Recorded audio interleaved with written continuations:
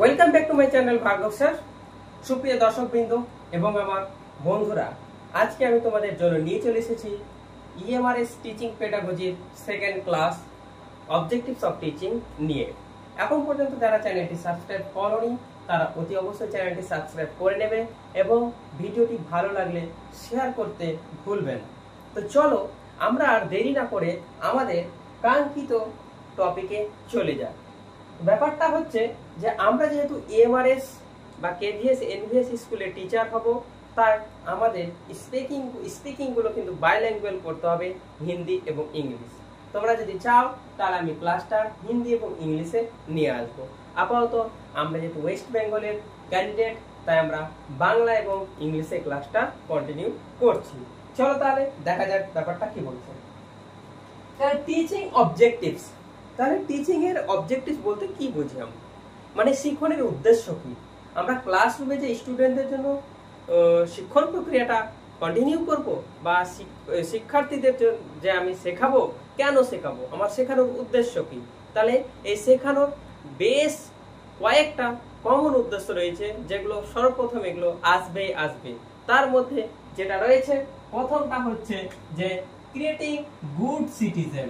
তাহলে কি হচ্ছে তোমাদের প্রথমে হবে কি, আমাদের একটা সুনাগরিক গড়ে তুলতে হবে।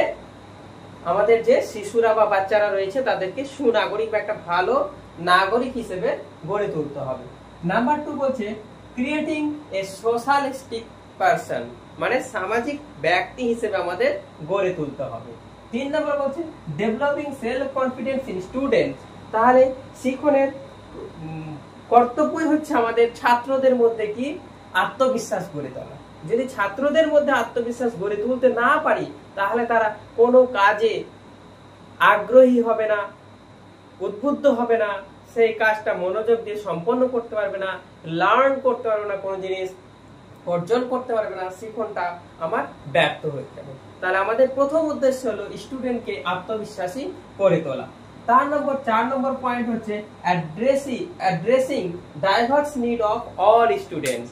তাহলে সমস্ত স্টুডেন্টদের মধ্যে যে বৈচিত্র্যময় চাহিদা রয়েছে বা প্রয়োজন রয়েছে, সেইগুলিকে কিন্তু অ্যাড্রেস করা, মানে শনাক্তকরণ করব আমি। ঠিক আছে, তাহলে শিশুদের যে বিভিন্ন ধরনের চাহিদা রয়েছে, নিডস রয়েছে, সেগুলো কি করবো, অ্যাড্রেস শনাক্তকরণ করব, যেটা কে করবে, টিচিং প্রসেসটা করবে।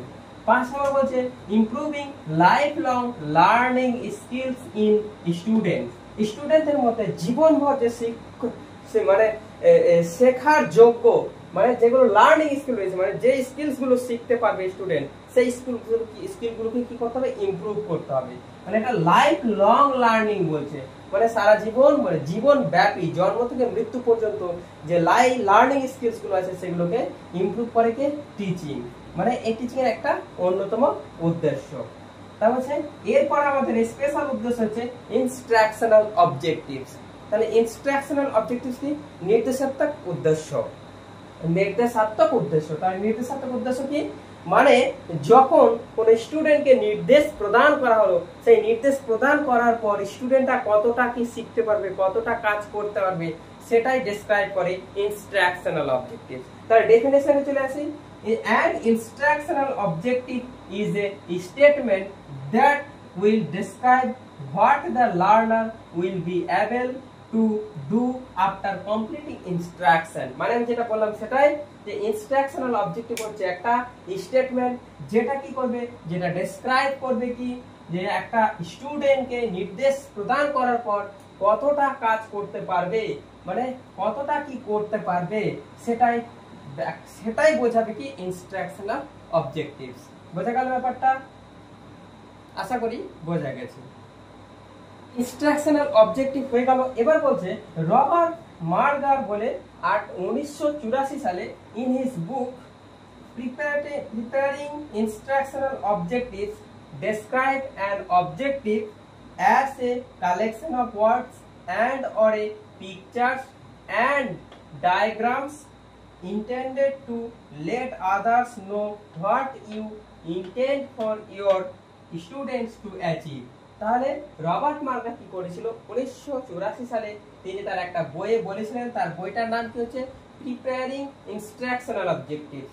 এই বইটাতে ডেসক্রাইব করেছিলেন অ্যান অবজেক্টিভ, একটা উদ্দেশ্যকে কিভাবে as a collection of words, শব্দগুচ্ছের সংগ্রহ, অ্যান্ড অর পিকচার অথবা ছবি, অ্যান্ড ডায়াগ্রামস, ইন্টেন্ট কি সেটা কি করবে, ইন্টেন্ট টু লেট আদার্স, অন্যজনকে জানাবে, নো হোয়াট ইউ ইন্টেন্ট, তুমি কি চাইছো, ফর এই স্টুডেন্টস, তোমার স্টুডেন্টের জন্য, টু অ্যাচিভ, তোমার স্টুডেন্টের জন্য কি অ্যাচিভ করতে চাইছো তুমি, সেটাই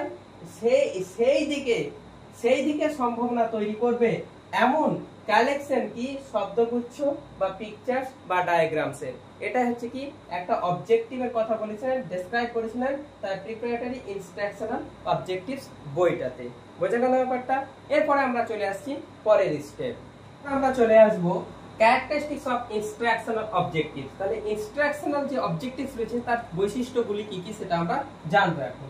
তো কি বলছে, an easy way to remember the characteristics of a good objective is the acronym SMART। ঠিক আছে, আমরা এই যে ক্যারেক্টারিস্টিক্স অফ ইনস্ট্রাকশনাল অবজেক্টিভ, তাহলে ইনস্ট্রাকশনাল অবজেক্টিভস এর ক্যারেক্টারিস্টিক্স জানতে গেলে, তার মানে এখানে গুড অবজেক্টিভ, তাহলে এখানে একদম ভালো অবজেক্টিভস এর ক্যারেক্টারিস্টিক্স জানবো। তাহলে কোন ভালো অবজেক্টিভস এখানে হচ্ছে ইনস্ট্রাকশনাল, ভালো ইনস্ট্রাকশনাল অবজেক্টিভস এর আমরা চরিত্রগুলো বা বৈশিষ্ট্যগুলো জানবো। সেটা একটা আমরা ওয়ার্ড দিয়েছি, সেটা হচ্ছে স্মার্ট। এটা একটা ট্রিকি ওয়ার্ড যেটা দিয়ে আমরা কিন্তু খুব সহজেই ডিসকাস করে দিচ্ছি যে স্মার্ট ইট স্ট্যান্ডস ফর, তাহলে এটার মানে কি দাঁড়াচ্ছে, একটা হচ্ছে স্পেসিফিক। তাহলে এই যে ইনস্ট্রাকশনাল অবজেক্টিভটাকে একটা স্পেসিফিক হবে, একটা মানে স্পেসিফিক কোন একটা উদ্দেশ্যের প্রতি কি করবে, কোন একটা কাজের প্রতি ডাইরেক্ট ইন্ডিকেশন দেবে, তাহলে এটা স্পেসিফিক, এজ দ্বারা স্পেসিফিক বোঝাচ্ছে। তারপর মেজারেবল, তাহলে এই যে ইনস্ট্রাকশনাল অবজেক্টিভ দেওয়া হলো এটাকে ভালো হতে গেলে কি হতে গেলে মেজার করতে হবে, মেজার করা যাবে এরকম। তারপর অ্যাচিভেবল, মানে ইনস্ট্রাকশনাল অবজেক্টিভ দেওয়ার পরে স্টুডেন্ট কতটা কি করতে পারছে সেটা আমরা বুঝতে পারবো, অ্যাচিভ করতে পারবো, সেটা হচ্ছে অ্যাচিভেবল। রিয়েলিস্টিক, ইনস্ট্রাকশনাল অবজেক্টিভটা সবসময় রিয়েলিস্টিক, বাস্তববাদী হবে। তারপর হচ্ছে টাইম বাউন্ড, এবং ওই ইনস্ট্রাকশনাল অবজেক্টিভ দেওয়ার পরে স্টুডেন্ট যেটা অর্জন করবে, যেটা অ্যাচিভ করবে, সেটা কিন্তু একটা টাইমের মধ্যে হতে হবে।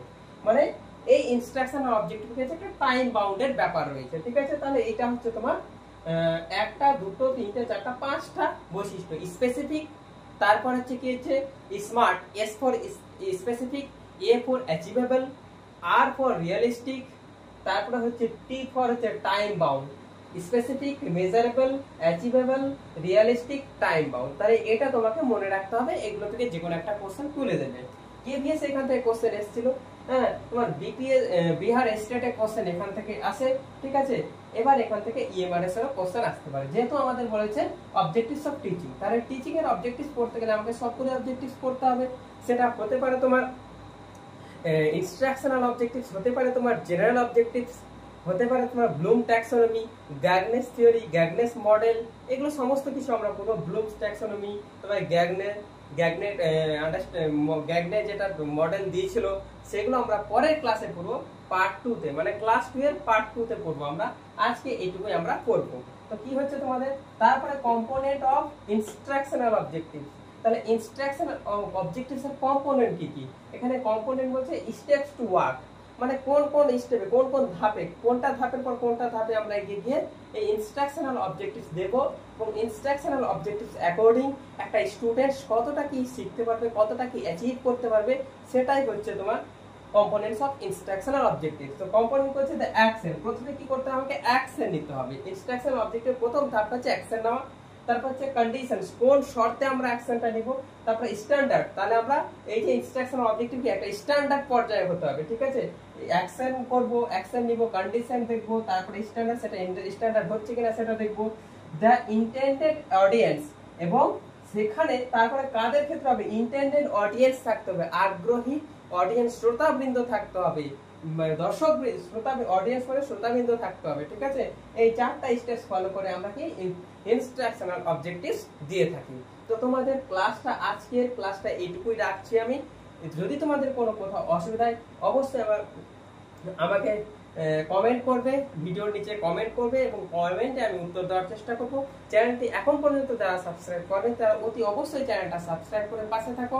আমি তোমাদের প্রতিনিয়ত নতুন নতুন ভিডিও নিয়ে আসার চেষ্টা করব। তো ধন্যবাদ, টাটা, বাই বাই সবাইকে। এখানে আজকে